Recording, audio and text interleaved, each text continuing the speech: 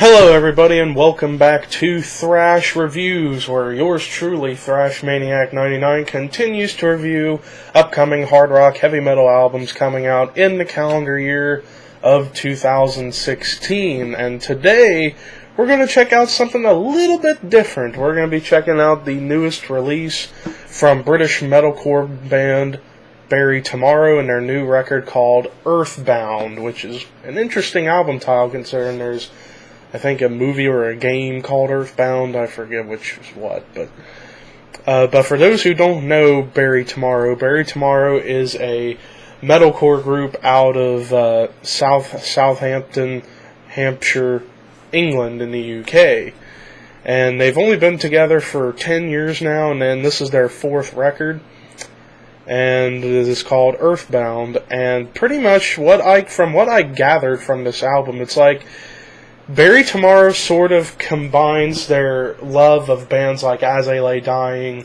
and Killswitch Engage with a bit of elements from bands such as Sevendust. When it comes to the clean vocals, it sounds a lot like the singer of Sevendust, whose name has escaped me for some reason.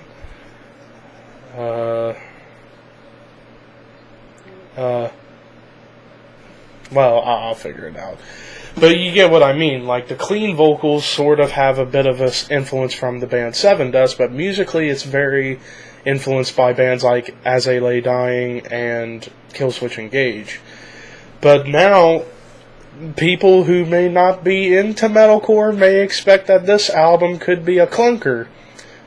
Well, we're going to find out if that's true or not. So to start off, we get the opening track called The Eternal. Now, as I can tell straight away from this album, that this song, or with this song going forward in the album, it's very aggressive, very heavy, and really good playing. Like, I really enjoyed this track, and the vocals were really strong.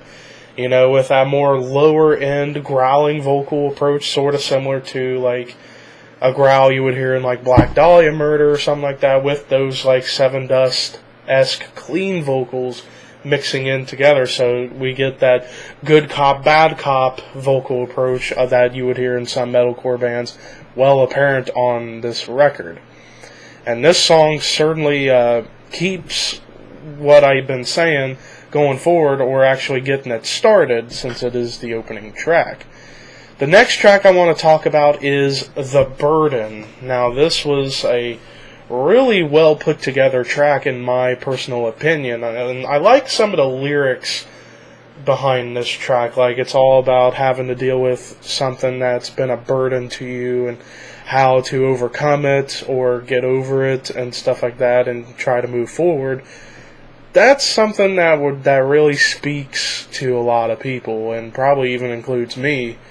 And this track certainly keeps that style, what I've been saying, going forward, keeping those metalcore elements alive, but doing it very, very well, and not doing it in the generic sense that modern bands like Asking Alexandria or Of Mice and Men seem to be doing. Instead, Bury Tomorrow continue to try to push boundaries and try to make their own unique niche in metalcore, and with tracks such as The Burden definitely show that they have their own unique style. Then we get to the track Restless and Cold, and this is arguably, I'm sort of torn between a few tracks of which could be my favorite, but this track is certainly one of them. Restless and Cold is one of those really pulse-pounding, really heavy tracks that also has a bit of a thrash influence behind it a little bit in certain parts with the speed. Same with like tracks like The Burden and stuff like that.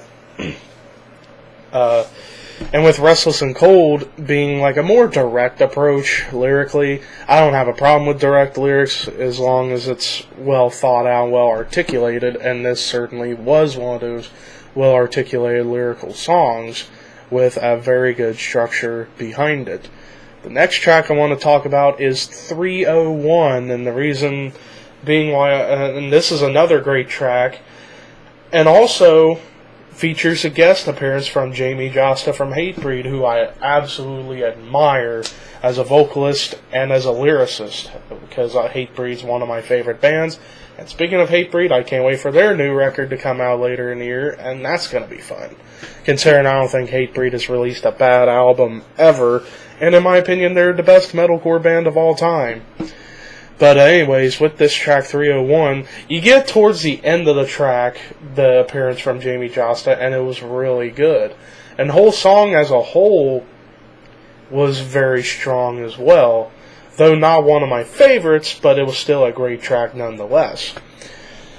And then we get to the bookend track, Bloodline. And Bloodline sort of kind of brings in a little bit of influence from bands like Breaking Benjamin at some points of the track with some of the riffs, especially the tuning of the guitar sounds very much like Breaking Benjamin's Phobia album, like on tracks like Diary of Jane, Until the End, that guitar tune, it kind of brings that over into this track, and even on other tracks on the record, such as the title track Earthbound and Cemetery and so on and so forth.